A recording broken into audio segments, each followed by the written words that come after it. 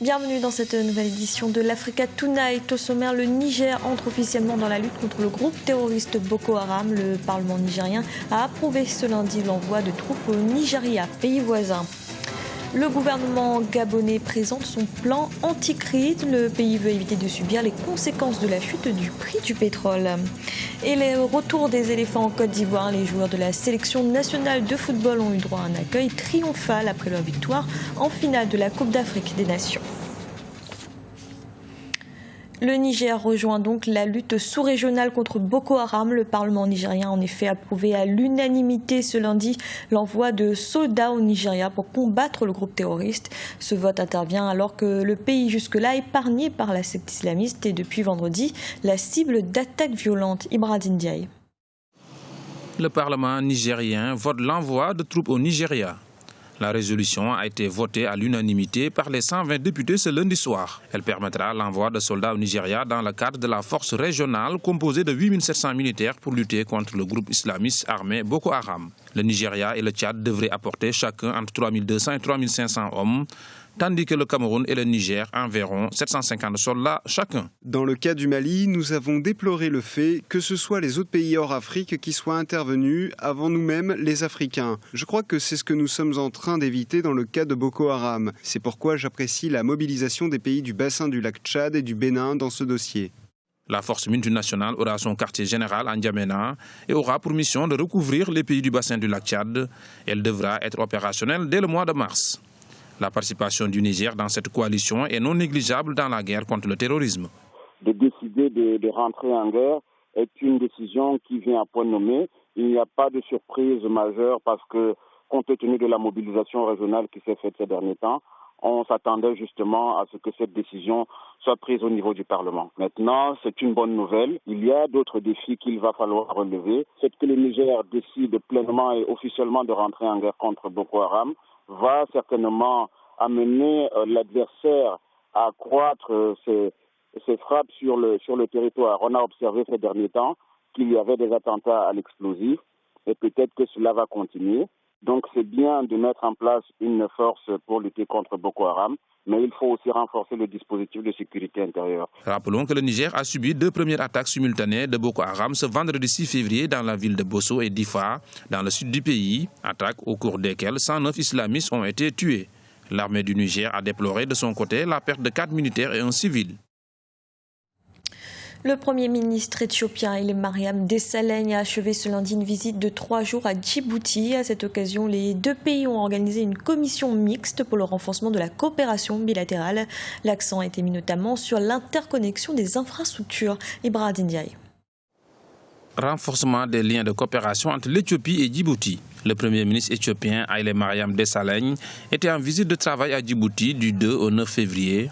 Un voyage qui entre dans le cadre de la réunion de la première commission conjointe entre les deux États, avec comme principal objectif le renforcement de la coopération bilatérale dans les secteurs économiques, sociaux et politiques. Les deux dirigeants ont assisté à la signature du protocole Border Trade, qui prévoit un accord sur les services de transport de passagers sur les axes routiers, du protocole sur le projet de gaz méga, du protocole sur les ressources minérales et du protocole sur l'alimentation en énergie pour l'axe ferroviaire entre l'Éthiopie et Djibouti. Les deux pays se sont également engagés afin de relever le défi de l'intégration régionale. Le fait qu'il y a cette tentative justement de retrouvailles entre les deux États, c'est déjà une bonne chose. Ça se traduit justement par l'accueil et par rapport à Haile Mariam Desalegn. Maintenant, renforcer effectivement les liens entre les deux pays, la coopération bilatérale dans les secteurs économiques, social et politique, ça va dans le bon sens, d'autant qu'il y a des interconnexions au niveau des populations entre les deux États. La lutte contre le terrorisme dans la Corne de l'Afrique, afin de garantir la paix et la sécurité dans cette partie du continent, était également au cœur des discussions. Au Gabon, le gouvernement vient de dévoiler sa feuille de route anti-crise. Le pays qui tire l'essentiel de ses ressources budgétaires du pétrole veut éviter de subir le contre-coup de la chute du prix du baril. Parmi les principales mesures, l'accélération du processus de diversification économique. Aminata Diak.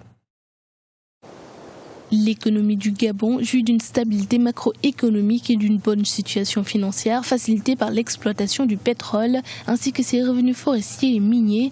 Elle a enregistré ces 4 dernières années une croissance moyenne de 5%, un chiffre qui pour certains analystes devrait permettre au pays de maintenir l'économie nationale sur la voie d'une croissance durable. Seulement la chute des prix du baril de pétrole sur le marché international inquiète les autorités qui ont présenté une feuille de route anti-crise comportant plusieurs mesures pour pallier la baisse des cours de l'or noir. Il est clair aujourd'hui que la situation économique du Gabon dépend fortement des tensions qu'on peut observer sur les marchés pétroliers. En l'occurrence, aujourd'hui, la situation financière du pays est fortement affectée de la baisse du prix du baril à l'international. En ce sens, les mesures d'économie prises au niveau du gouvernement vont dans le bon sens. Simplement, la question qu'il faut se poser aujourd'hui est celle de savoir si elles seront suffisantes compte tenu de l'envergure de la baisse. Il faut rappeler qu'il y a encore un an, le prix du pétrole était au-delà de $100. Aujourd'hui, il stagne autour de $50. Donc, il a perdu la moitié de sa valeur. En même temps, les charges d'exploitation du pétrole sont restées les mêmes. Il y a donc là une forte baisse en matière de ressources du pays et des charges qui sont constantes. Pour redynamiser l'économie du pays, certains spécialistes recommandent également au gouvernement de renforcer les politiques de diversification économique. En ce qui concerne le Gabon, tous les analystes sont au moins d'accord sur un point. Le Gabon est un scandale géologique, dans le sens où, en plus du pétrole, on a un certain nombre de ressources du secteur primaire qui peuvent soutenir l'économie. Simplement aujourd'hui, il y a la question de la diversification, non seulement au niveau des ressources primaires, mais aussi au niveau des autres secteurs de l'économie, notamment le secteur tertiaire. Le Gabon a un potentiel dans le secteur tertiaire au niveau du tourisme qui n'est pas exploité aujourd'hui. Il est temps aujourd'hui pour le gouvernement de mettre en place des mesures de nature à valoriser ce secteur. Par ailleurs, la politique d'industrialisation doit être renforcée de façon à créer des emplois au niveau local et permettre au pays d'engranger un peu plus de ressources. Donc le Gabon a des leviers pour s'en sortir. Il faut simplement que la politique mise en place et la volonté politique soient fermes pour l'y conduire. Face à la crainte d'une situation économique incertaine, le Gabon affiche tout de même de bons indicateurs économiques avec un taux de croissance de plus de 6% en 2014. Ses performances devraient encore s'améliorer en 2015 avec une prévision de croissance fixée à 7,2%. Au Cameroun, le jeu télévisé baptisé Tous citoyens, initié par la première dame Chantal Biya, s'est achevé. La grande finale qui a eu lieu ce dimanche a été remportée par Junior Ebong, jeune lycéen de la région du Nord-Ouest. Cette compétition était organisée dans le cadre de la 49e Fête nationale de la jeunesse. Un reportage de notre correspondant Narcisse Noumbé. Junior Ebong Moudoubou remporte la première édition du jeu télévisé Tous citoyens. Le candidat venu de Bamenda dans le nord-ouest du Cameroun a eu raison ce dimanche à Yaoundé de son adversaire en finale, Mohamedou Yaya, 16 points contre 15. Élève de seconde C au lycée bilingue de Bamenda et seulement âgé de 15 ans, il inaugure ainsi le palmarès de cette initiative de la première dame Chantal Biya en faveur de la jeunesse camerounaise. Je suis très fier d'avoir remporté cette compétition organisée par la première dame du Cameroun. Je suis très fier que je n'ai pas de mots pour exprimer mes sentiments. Et je remercie la première dame du Cameroun, Mme Chantal Biya. Connaître l'histoire de son pays, c'est un aspect très important. Et je vais ainsi appeler tous les jeunes du Cameroun à maîtriser l'histoire de leur pays, les valeurs et symboles de leur pays. Pour le gouvernement camerounais, ce concept qui consiste à promouvoir l'éducation à la citoyenneté cadre avec ses objectifs, à savoir consolider l'unité et la cohésion nationale. La citoyenneté, c'est notre patrimoine commun. C'est ce que nous devons, dans la République chérie, défendre, cultiver en nous, en nos enfants, en nos proches, dans le but de renforcer le sentiment d'appartenance à la nation camerounaise, notre nation. Tous citoyens est un jeu de culture générale dont les questions tournent autour de l'histoire du Cameroun, des symboles de l'État et des actions humanitaires de Chantal Biya, par ailleurs ambassadrice de bonne volonté de l'UNESCO. Le vainqueur de cette première édition a empoché la somme d'1 million de francs CFA. Ils ont été accueillis comme des héros. Les joueurs de l'équipe nationale de football de Côte d'Ivoire sont arrivés ce lundi à Abidjan.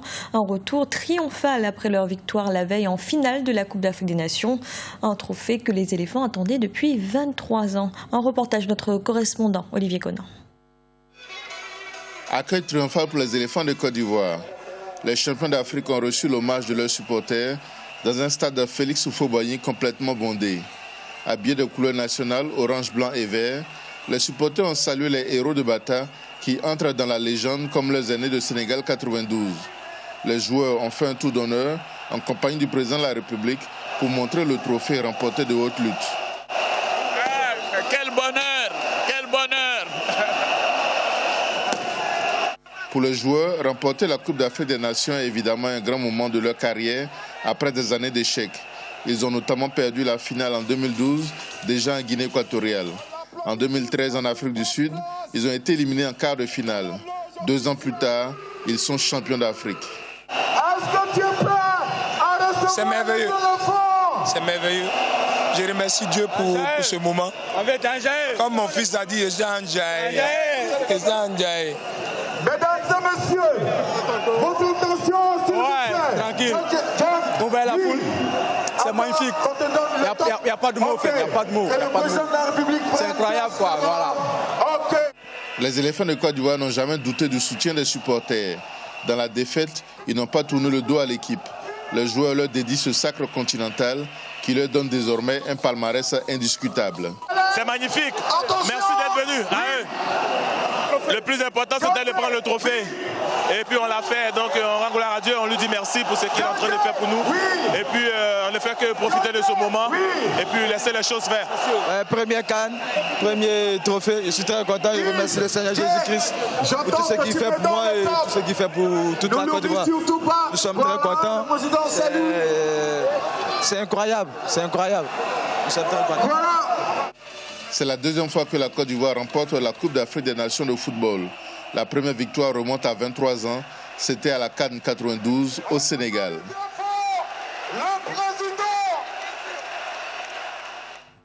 C'était le journal de la rédaction. Merci de l'avoir suivi. Retrouvez dans un instant une nouvelle édition de l'information.